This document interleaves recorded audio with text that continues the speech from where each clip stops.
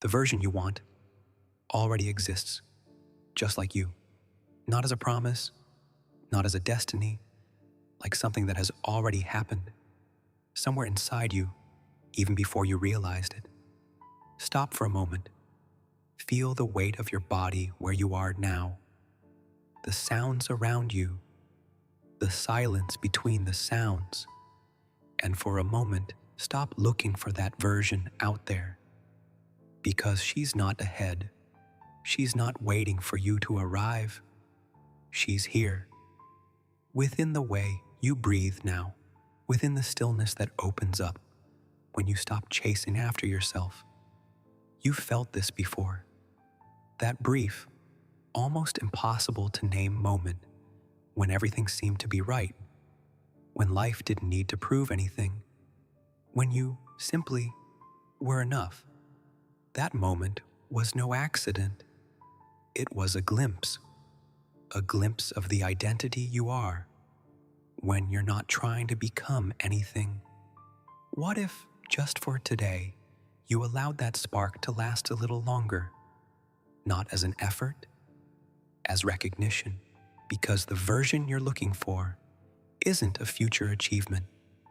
She is a memory. Perhaps you've spent years looking ahead, trying to envision who you would become, as if that person were hidden behind a timeline, yet to be lived.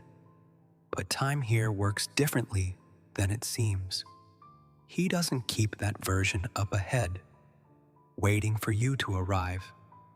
He keeps it here, superimposed on this moment, like a quieter layer of the same reality. You've already walked past it without realizing it. In that instant, when he laughed for no apparent reason. In that silence, after a genuine conversation. In that moment when, for a few seconds, he forgot to evaluate himself. These moments were not exceptions. They were samples, small windows into the identity that, all along, has been behind the story you repeat to yourself. And it is to this identity that I invite you to return. Not with effort. Pay attention. There was a time, perhaps that time still is, when you waited. He was waiting for a sign, a confirmation, a moment when he would finally feel ready enough to be who he truly is.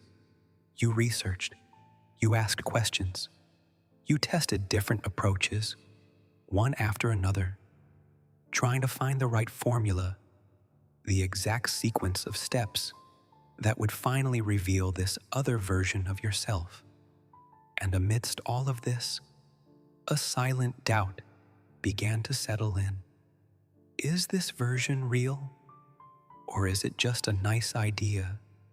Something you invented to cope with the present? This doubt carries significant weight. It appears when you look at your routine and don't recognize any trace of what you dreamed of. It appears when someone asks, "How are you?" and the automatic answer comes out before the truth has a chance to form. It appears at night when the body relaxes, but the mind continues to replay everything that hasn't happened yet. And perhaps the quietest thing of all, you watching the same patterns repeat themselves, as if reality were stuck in a loop, waiting for you to change something you don't even know how to name. The same conversations, the same results, the same emotional places revisited under different guises, not because you did something wrong, but because, for a time, you tried to become something instead of recognizing what you already were. And trying to become that is exhausting. It's like chasing a shadow that moves at the same speed as you. There's a specific kind of tiredness involved, different from physical tiredness. It's the exhaustion of maintaining a distance between who you are and who you believe you need to be. A distance measured in silent comparisons, in other people's lives observed from afar through screens, as if they were proof of a path you haven't yet found. You may have kept that expectation in discreet places, in the way you postponed certain conversations, certain beginnings, certain versions of himself, until he felt that the time was right. But the right time, when defined like that, never arrives on its own, because it depends on external proof that would only come after an internal change that had not yet been recognized. Meanwhile, the old identity continued to be repeated, not because it was true, but because it was familiar. The familiar has this silent power. It doesn't need to be good to survive. It just needs to be known. And it is precisely this familiar territory that begins to dissolve the moment another, quieter perception begins to emerge from beneath it. But there is a point, quiet, almost imperceptible, where everything is reversed. It's not a destination. It's a point of recognition. Change doesn't happen when you finally achieve something out there. It happens at the exact moment when identity shifts from within. Pay attention to this. It's not the circumstance that changes first. It's the perception of who you are within the circumstance. Because all along, you have been two things at once: the person living the present life and the silent presence observing that life being lived.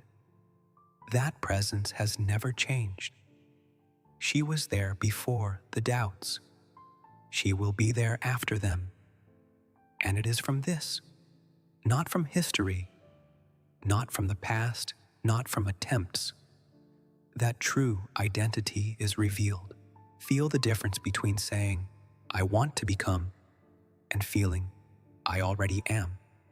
The first sentence pushes you forward toward a future that never arrives, because it's always one step ahead of where you are.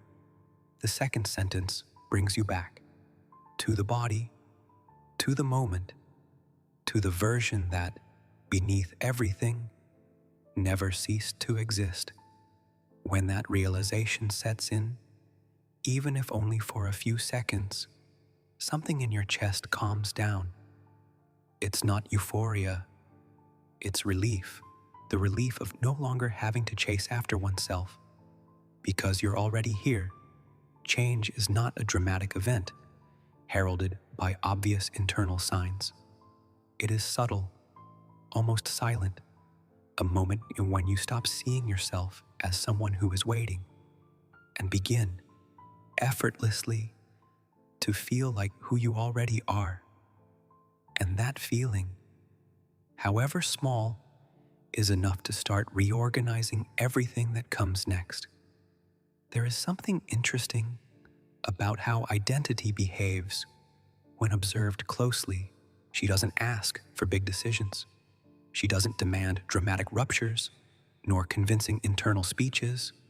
She simply asks for recognition, repeated, silent, gentle. Each time you return to the feeling of, "I already am," instead of, "I am not yet," something strengthens within, like a path that becomes clearer each time it is traveled. At first, this new understanding may seem fragile compared to the weight of ancient history, but it doesn't need to compete in volume.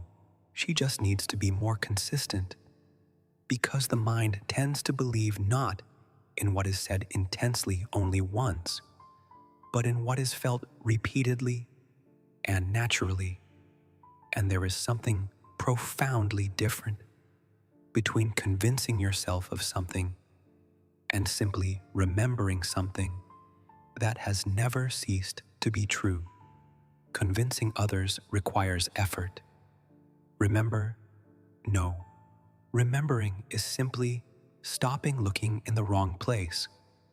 There's a simple scene that might help you feel this way. imagine someone entering a dark room, searching for a light switch on the walls, feeling slowly uncertain about where the light might be. Now imagine that, all along, the light was already on in another room next door, with the door simply closed. The person didn't need to create the light. I just needed to open the right door. Real identity works in a similar way. It doesn't need to be manufactured, trained, or acquired through forced repetition. She simply needs to stop being kept behind a closed door, out of habit, fear, or an old story that at some point seemed safer to maintain. And when that door opens, even just a crack, the light that was there all along begins to spread naturally into the surrounding spaces, effortlessly. No urgency, just by already being there. Reality doesn't respond to effort. She responds to the identity. Therefore, when something changes internally, when self-perception shifts, even subtly, the world around us gradually begins to reflect this shift. Not because he was forced, because it was recognized. Think about how a mirror works. He doesn't decide for himself what to show. He simply reflects what is in front of him. Life, in many ways, behaves in the same manner. The people you attract, the opportunities that cross your path, the places where your body feels at peace. All of this tends to align with the identity you inhabit internally, long before any external evidence appears. That's why forcing things has never really worked. You can try to change the circumstances without changing your perception of yourself. And for a while it even seems to work.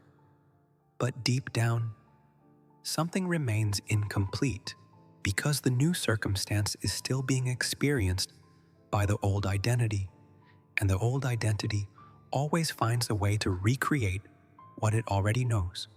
Now, imagine the opposite. Imagine living, even in the same spaces, with the same people, under the same routine, based on an identity that has already recognized its true version. Nothing changes from the outside in. Change from the inside out. The tone of your voice adjusts without you even realizing it. The way you enter a room changes. The small choices, what you accept, what you refuse, where your gaze rests, begin to reflect this new perception, and reality, as sensitive as it has always been, begins to respond. Not as a reward, as a natural consequence of a mirror reflecting what is in front of it. Perhaps this explains why certain external changes, when they finally arrive, seem almost silent, almost obvious, as if they were always meant to be this way. There's no need to make a fuss. There is only one fitting, as if reality were simply waiting for identity to stabilize enough so that it could then adjust to its surroundings. This doesn't mean that nothing external needs to move. This means that the external movement ceases to be the source and becomes the reflection. You stop asking, "What do I need to do to make this happen?" and start, without realizing it, to ask, "Who do I need to be so that this is already happening?" The second question changes everything. It removes the burden of forced action and returns power to where it has always been, in the identity that observes, chooses, and inhabits the experience. And gradually, even the simplest details of the day begin to take on this new tone. The way you walk through a familiar space, the way you answer a question that was once automatic, the silence that no longer frightens you because it has ceased to be emptiness and has become space. Reality is not being forced to change. She is simply catching up with who you, deep down, have already decided to be. Now, feel this with your whole body, not just your mind. The change has already happened. It's not something that's yet to come. It's not a promise saved for a future, safer, more prepared moment. It already happened. Here, now, within this instant in which you are, simply present. You are already that version, not what you're trying to be, what you've always been, beneath the layers of waiting, doubt, and comparison. Feel the weight of it settle in your chest. You don't need outside permission to be who you already are. You don't need someone to confirm, to validate, or for some concrete proof to appear first, as if reality were a condition for identity. It's the opposite. Identity is what gives rise to reality. You are already that version. Say it slowly, to yourself, not as a meaningless, repeated statement, as an acknowledgement of something that has always been true, even when it seemed distant. The old reality, the doubts, the waiting, the repeated patterns, do not need to be fought. It just needs to be seen for what it is. An echo of who you were, reverberating in spaces that the new identity no longer fully inhabits.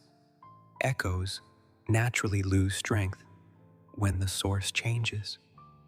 You don't need to delete the echo. You just need to stop responding to him as if he were the main voice, because the main voice now belongs to someone else. It's quieter, more stable, more present, and that voice doesn't ask to become. She simply is. Feel it spreading, slowly, throughout your body, in the shoulders, which relax, in the jaw, which loosens, in the chest, which opens, as if finally allowed to breathe deeply after holding its breath for so long. You are already that version, and given this version, reality has no choice but to gradually reorganize itself around what you now recognize as truth. There's no need to announce this to anyone. There's no need to prove, explain, or convince anyone out there that anything has changed, because this change doesn't belong to the outside world. She belongs to you, first and foremost, and what belongs to you first doesn't need witnesses to be real. Feel how different it is to carry that certainty silently instead of seeking validation at every step. There's a new quietness to it, a kind of respite that only appears when you stop negotiating your identity with your surroundings.